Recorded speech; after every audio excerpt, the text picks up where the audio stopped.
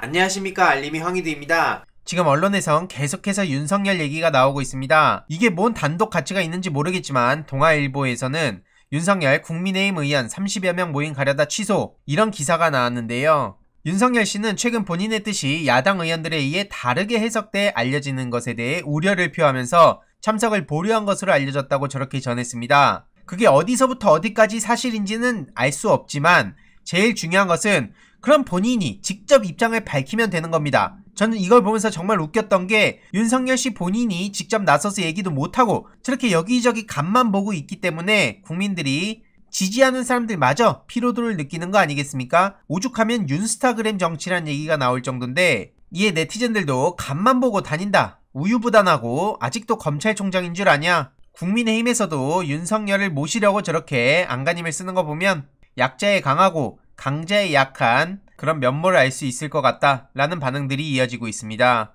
이외로도 국민의힘에 인물이 없는 거 맞는 것 같다, 깜도 안 되는 윤석열 씨한테 목 베고 있는 거 보면 납득이 안 간다, 그리고 뭔가 당당하던 모습은 점점 사라지고 기웃거린다는 느낌이 강해지는 건 나만의 생각이냐, 여기도 많은 추천이 달리고 있고요. 간철수보다 한 수 위다, 간석열 인정한다, 한마디로 계속해서 여론 반응을 보면서 간만 본다는 걸 저렇게 꼬집는 반응이 이어지고 있습니다. 최근에는 안보 행보에 나선 윤석열 씨를 향해 군대도 안 갔다 왔다, 이렇게 뼈를 때리는 반응도 이어졌는데요.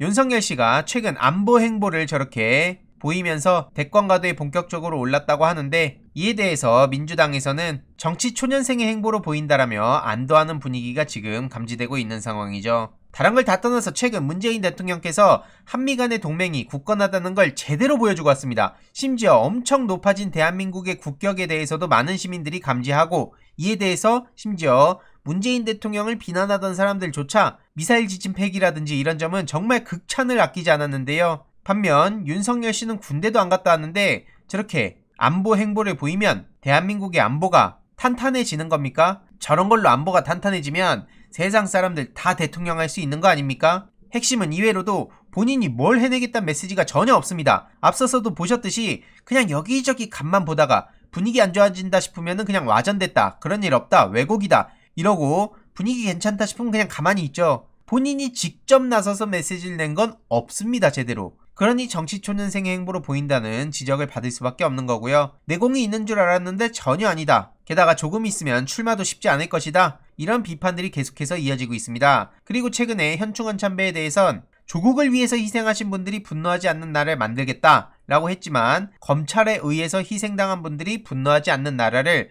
먼저 만들어야 하는 거 아니냐 라고 민주당 강훈식 의원은 저렇게 뼈를 때리는 발언을 했습니다. 틀린 말 하나 없죠. 검찰에 의해서 희생당한 분들이 지금 얼마나 많습니까?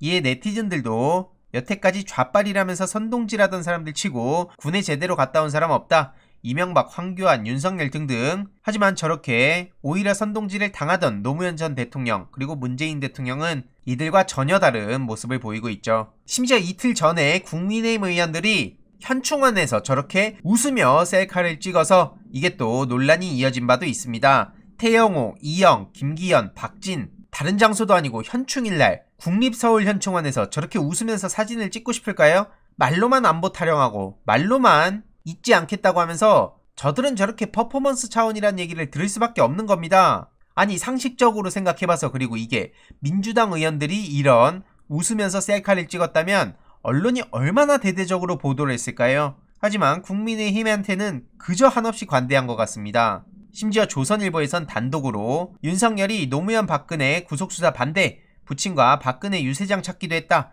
이런 식으로 대놓고 언플해주고 있습니다. 한마디로 윤석열 씨가 박근혜 특검 수사팀장으로 있을 때 불구속을 핵심 기조로 갖고 있었다면서 박근혜 구속을 주도한 본류는 김수남 당시 검찰총장이었지 윤석열이 아니었다 라고 저렇게 박근혜 씨 쪽에 엄청나게 열심히 어필하는 듯한 보도를 하고 있습니다. 심지어 무슨 책 얘기를 하면서 윤석열이 보수주의자라 그러고 집안 사람들 상당수가 박근혜 후보에게 표를 던졌다, 이거 그냥 박근혜 씨 지지자들한테 보라고 하는 얘기 아닙니까? 참 조선일보는 여러모로 대단하다는 생각밖에 안 듭니다. 당연히 네티즌들은 이렇게 강하게 비판을 할 수밖에 없는 거죠. 윤석열 광고 제대로 한다, 역시 조선일보다. 일제 앞잡이 매국신문에서 한 걸음 더 나아가 그저 권력을 만들기 위해 어떤 험한 역할도 마다치 않는 부패한 기자와 미디어, 이건 역사 교과서에 남을 거다. 이런 목소리들이 이어지고 있고요. 과거 전과 14범을 밀었던 것처럼 이제는 가족 비리가 있는 검찰총장 출신을 또 미는 거 보면 재생 반복되는 것 같다. 기레기 앞세워서 윤석열 띄우기에 미쳐 날뛰는 것 같다.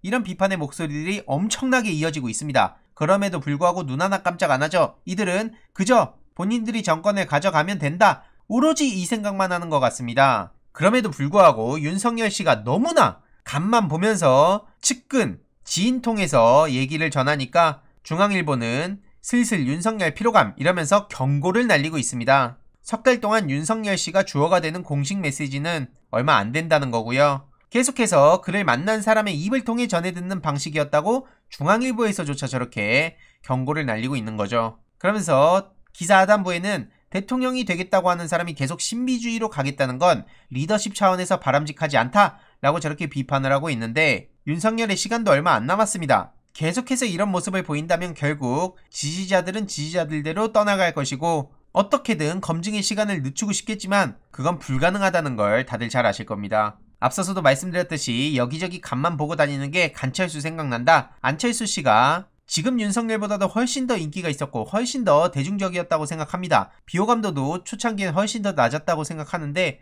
지금 안철수를 보세요.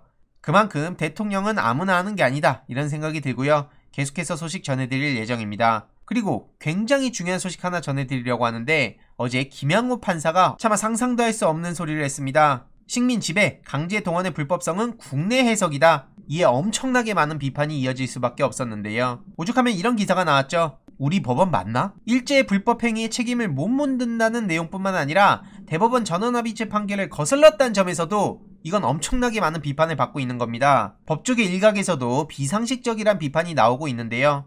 민변 등 15개 단체는 성명을 내서 재판부가 비본질적, 비법률적 근거를 들어서 판결을 선고했다며 법관으로서의 독립과 양심을 저버린 판단을 했다고 강하게 지적했습니다. 원고들은 항고 의사를 밝힌 상황인데 정말 가슴을 치고 통탄할 일이라고 입장을 밝혔습니다. 이걸 어떻게 상식으로 받아들여야 됩니까? 이에 네티즌들은 이 판사들은 매국노와 다름이 없다. 게다가 본인들 판결문에 왜 국제정세까지 넣냐? 가짜나서 어이가 없다. 독립 후에 친일 청산 제대로 못하고 식민사관에 빠진 선생, 교수들로부터 잘못된 역사교육을 받은 사람들이 공부 좀 잘했다고, 그냥 잘 외웠다고 나라의 요직에 있으니 대한민국의 독립은 아직 멀은 것 같다. 이걸 어찌하면 좋냐? 이러니 토착외구란 소리를 듣는 거다. 이런 비판의 목소리들이 계속해서 이어지고 있습니다. 그러니 우리 같은 시민들이 계속해서 목소리를 내는 수밖에 없다고 생각하고요. 언제까지 친일 타령이냐? 이런 얘기를 하는 사람들이 범인이라고 저는 생각합니다. 역사가 어떻게 지겹습니까? 그리고 최근 유튜브 커뮤니티도 남겼지만 민주당 미디어 혁신 특위 소식을 최근 전해드렸습니다. 못 보신 분들을 위해서 간략하게만 전해드리면 어제 민주당 미디어 혁신 특위 회의에 다녀왔고 포털, 언론, 미디어 등 많은 논의가 오가고 있는데 지금까진 비공개 회의라 구체적 상황을 전할 수 없는 점은 양해 부탁드립니다.